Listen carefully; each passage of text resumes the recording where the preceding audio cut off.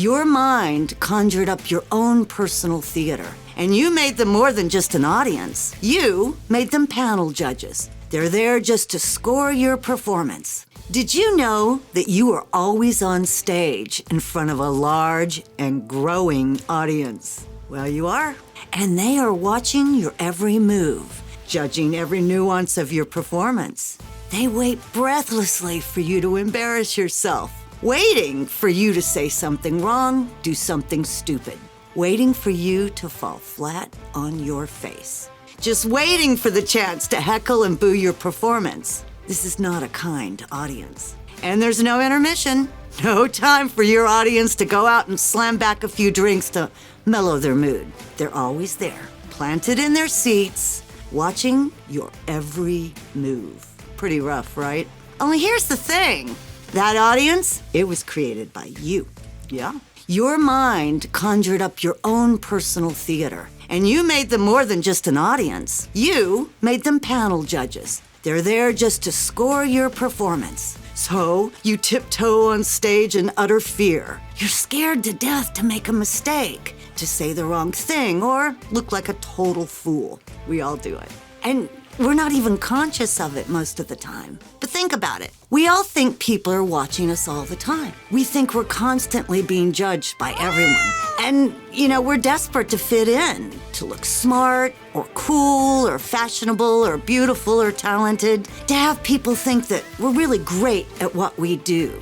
But that doesn't exist because, spoiler alert, most people are too concerned with how they're coming across than to care about your performance. And by that, I don't mean that people don't care about you.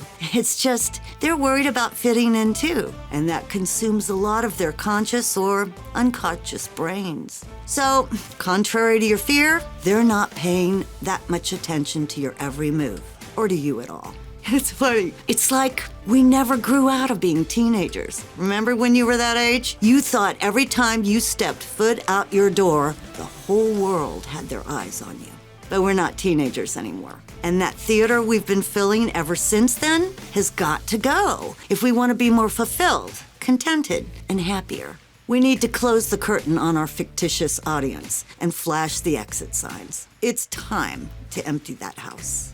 Wow, why didn't you just say so before, Vicky? Just snap my fingers and empty the theater. Easy peasy. And if you believe that, I got a bridge to sell you. But actually, I think it's easier than you think. The key is just to make yourself aware of that audience to begin with, and to remind yourself that you created it. When you have thoughts like, what I do for a living isn't good enough, or I should be married by now, I don't make enough money, people think I'm a fraud, people don't like me, I'm not good enough. Just remind yourself that you're just telling yourself make-believe. Nobody's saying those things, and if anyone is, they're not worth your time. That audience that's living rent-free in your head, it really doesn't exist. So start doing things that you really want to do, and do them just for yourself. Tell yourself that if you're working really hard at your job, doing that project, or trying to be a better person, or trying to succeed at something, whatever it is, that you're doing it for you,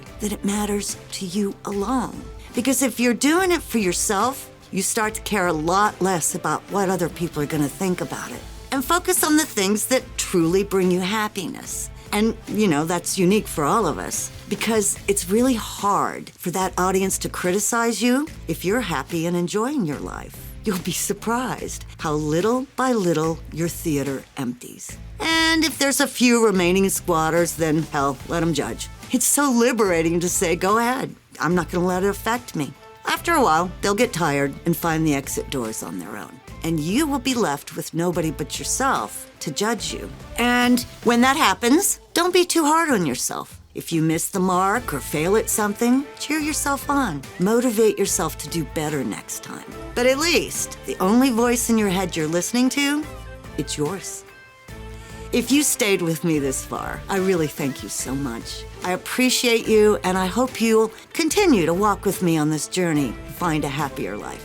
And in the meantime, as always, my friends, I hope you find your happiness.